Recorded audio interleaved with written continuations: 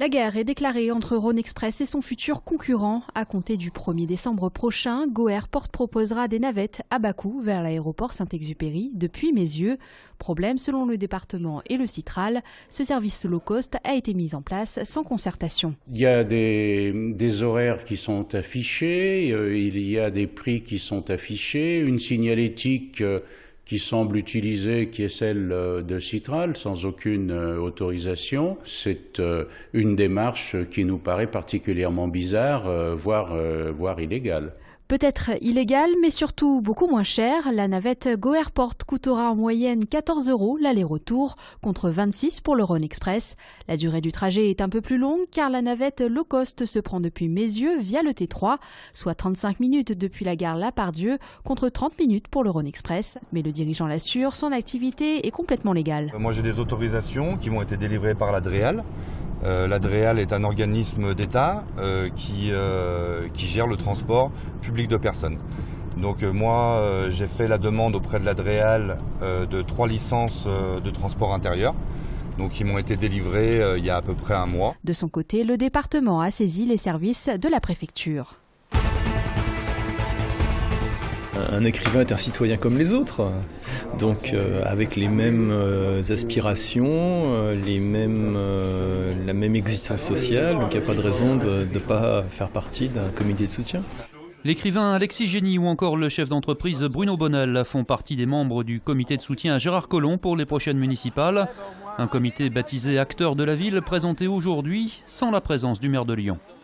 Le rôle de la société civile, de mon point de vue, et du point de vue des gens qui nous ont rejoints et qui vont nous rejoindre, c'est que la société civile a un rôle déterminant aujourd'hui dans un temps social, politique, économique de crise, où il y a une défiance de plus en plus importante des citoyens pour le politique.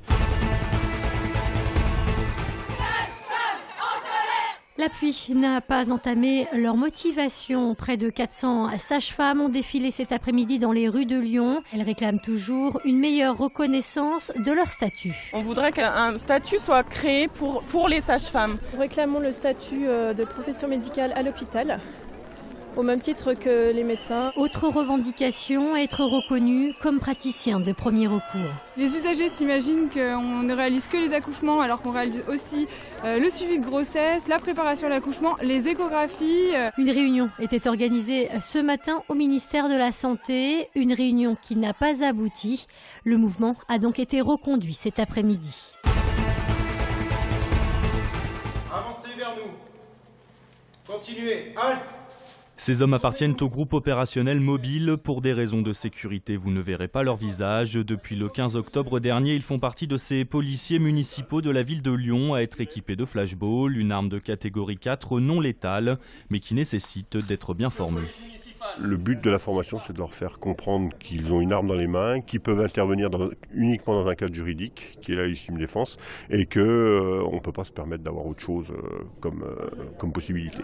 Sur les 330 policiers municipaux de Lyon, 65 d'entre eux peuvent être équipés de ces flashballs depuis mi-octobre. Il s'agit des hommes du groupe opérationnel mobile et de l'unité mobile d'intervention intervenant sur les secteurs dits sensibles ou sur les sites à très forte densité de population. Alors ça a été utilisé à plusieurs reprises. La plus probante, c'est une interpellation d'un individu armé d'un couteau qui menaçait gratuitement les passants à proximité d'un jardin d'enfants. Ces journées de formation doivent durer jusqu'au 22 novembre. Le coût de l'équipement, à savoir 15 flashballs et la formation des 65 agents, représente un investissement de 55 600 € pour la ville de Lyon. 64 000 €, c'est la somme que la région Rhône-Alpes s'apprête à débloquer pour aider les Philippines, frappées le 8 novembre dernier par un typhon dévastateur. Cette aide de 64 000 € est destinée aux ONG déjà engagées sur place, comme les pompiers de notre région récemment partis ou Handicap International. C'est devenu une tradition, l'installation de la Grande Roue, place Bellecour. Depuis hier, l'attraction est en cours de montage. 17 semi-remorques auront été nécessaires pour la transporter à Lyon depuis l'Allemagne. Haute de 60 mètres, elle devrait être ouverte au public dès samedi prochain. Une ouverture prévue de 10 h à 22 h. Dans les années 20, le philanthrope Émile Procope lance une expédition sur les terres lointaines d'Advakaba.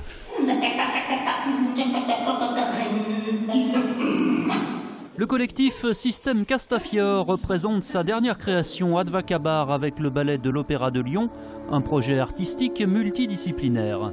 On crée des formes qui ne relèvent plus des catégories anciennes exactement. On ne sait plus trop si c'est de la danse, du théâtre, etc.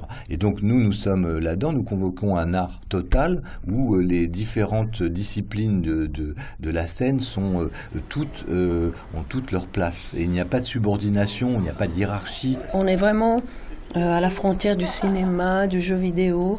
Et c'est vrai que Méliès utilisait des éléments du théâtre pour faire ses films. Nous, on utilise des films pour faire du théâtre. Le spectacle Advakabar Rhapsody est à l'affiche de l'Opéra de Lyon jusqu'au 23 novembre.